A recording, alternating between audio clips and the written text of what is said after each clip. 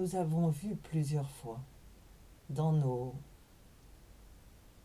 interventions que la communion avec Dieu, Dieu qui nous parle et qui désire que nous l'écoutions, est très important.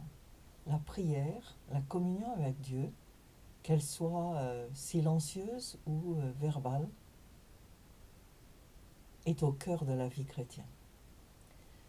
Maintenant, nous savons aussi que certains prient pour les morts. Devrons-nous prier pour les morts?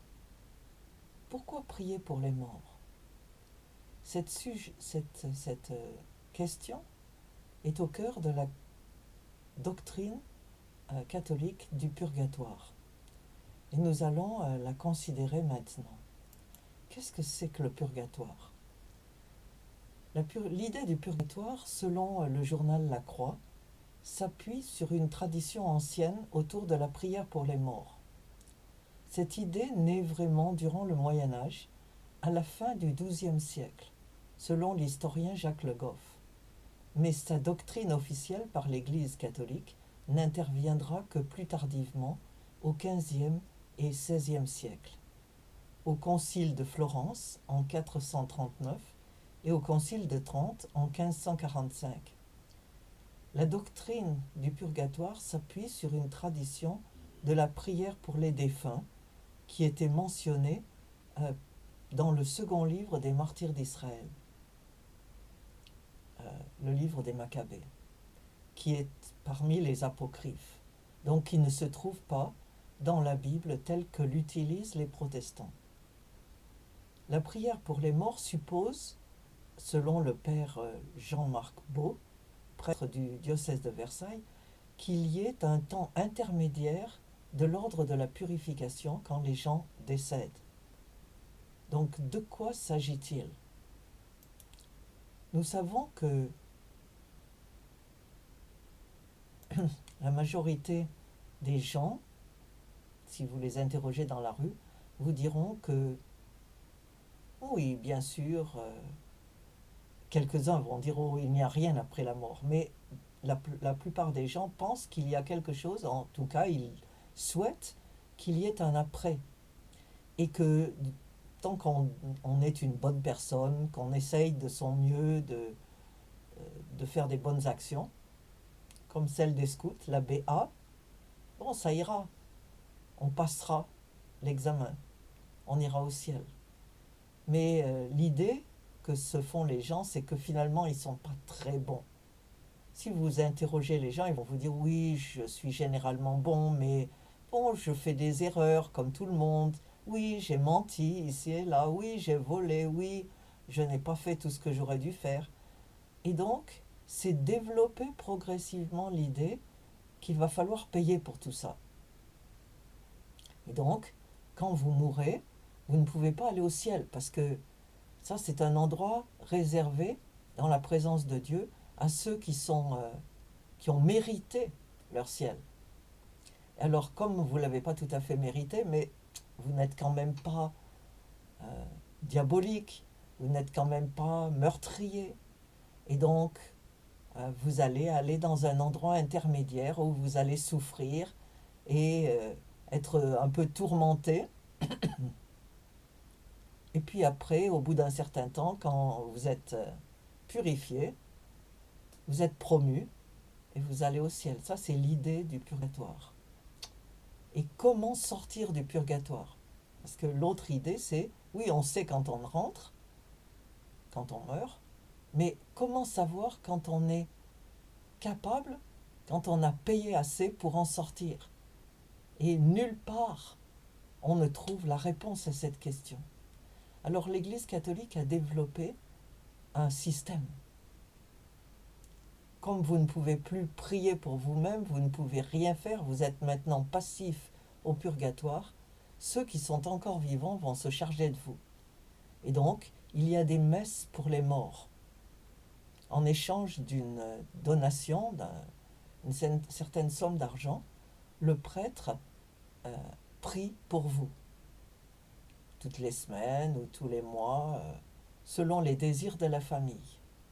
Et on espère que chaque fois que la prière des vivants s'élève vous concernant. Vous gagnez des semaines, des mois ou des années de purgatoire. Et votre délivrance arrivera plus vite. Au Moyen Âge et jusqu'au XVIe siècle, les choses étaient encore pires. L'Église catholique vendait des années de purgatoire. Vous pouviez les acheter. C'est ce qu'on appelait les indulgences. Jusqu'au XXe siècle, on a encore trouvé des images pieuses qui vous disaient, si vous récitez la prière suivante, suivait une prière, vous pouvez gagner tant d'années de purgatoire à vos membres de famille. Maintenant, quelle est la vérité de cette histoire?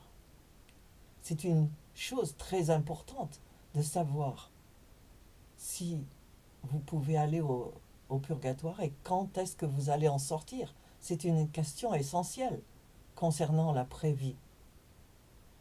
Et donc, on attendrait que Jésus ait mentionné cette histoire.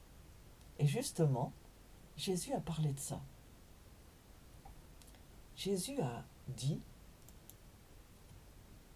que après la mort vient le jugement. Et il a même raconté une histoire. Il a dit, voilà,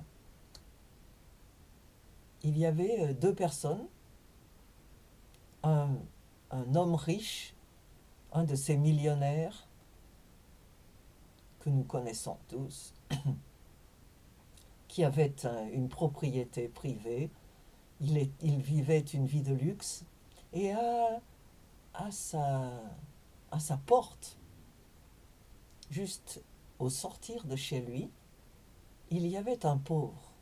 Et le pauvre est nommé par Jésus, il s'appelait Lazare. C'était quelqu'un de bien réel. Ça n'est pas juste une petite histoire pour faire plaisir aux gens. Et ce Lazare-là était non seulement complètement... C'était un mendiant, il était très pauvre, il n'avait rien à manger, mais aussi, il n'était pas en bonne santé. Il avait des ulcères, personne ne le soignait. Et un jour, ces deux personnes, le riche et le pauvre, meurent. Le pauvre est mort tout seul.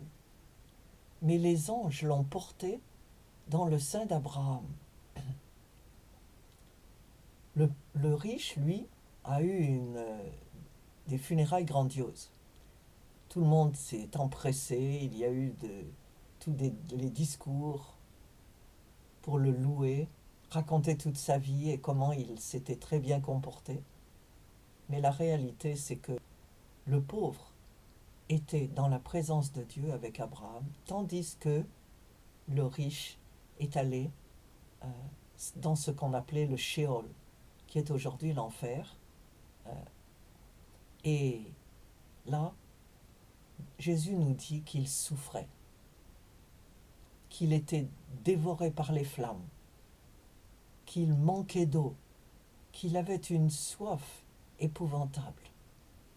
Et de là où il était, souffrant le martyre, il voyait, au-delà d'un grand fossé, le pauvre qui était maintenant dans le bonheur.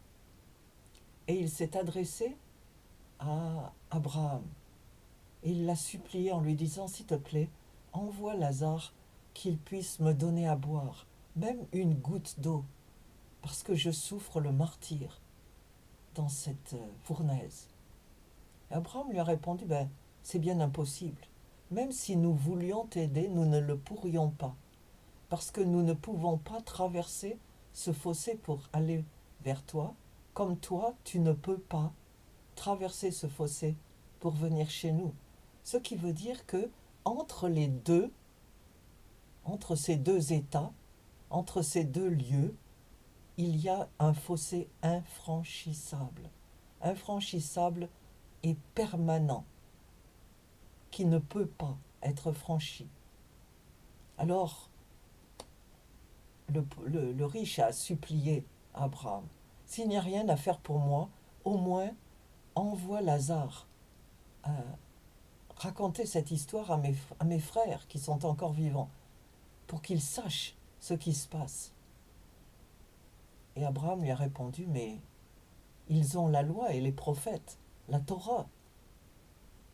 Et le riche a dit, ah mais vous savez, oui bien sûr, mais s'il voit quelqu'un qui arrive et qui dit, je viens de l'au-delà, ils vont le croire. Et la réponse d'Abraham a été négative. Qu'est-ce que ça veut dire tout ça? Ça veut dire qu'une fois que vous êtes mort, vous êtes mort. Il n'y a pas moyen, il n'y a aucun moyen d'arranger les choses. Et personne, jamais, ne peut vous sortir de là. Nous apprenons aussi avec cette histoire, avec le message de Jésus, que vos bonnes actions ne vous serviront à rien, ni aujourd'hui ni demain, parce que nous ne sommes pas sauvés par nos bonnes actions. Nous sommes sauvés par une seule chose, la mort de Jésus sur la croix, son sacrifice. Et quand Jésus est mort, son dernier mot, ça a été « tout est fini, tout est accompli ». Il n'y a plus rien à ajouter. Et par conséquent, nous sommes sauvés uniquement et complètement par la seule mort de Jésus qui a pris notre place. Nous ne pouvons rien ajouter. Rien et personne ne peut rien ajouter. Et donc, la seule solution, c'est d'accepter la mort de Jésus pour nous et de lui faire cadeau de notre vie. Et c'est lui qui nous rend dignes d'entrer dans la présence de Dieu après la mort. Il n'y a pas de purgatoire. Parce que Dieu a fini la totalité de l'affaire. Jésus a dit tout est fini. Il n'y a rien à payer. Nous ne devons pas nous purifier ou nous laisser purifier par les prières des autres. Quand on est mort, on est mort. Et il est trop tard pour rétropédaler. Donc ce que je vous encourage à faire aujourd'hui, lisez les textes qui suivent et qui sont indiqués ici. Faites confiance à Dieu et sachez que rien ni personne ne peut acheter son paradis. Que Dieu vous bénisse.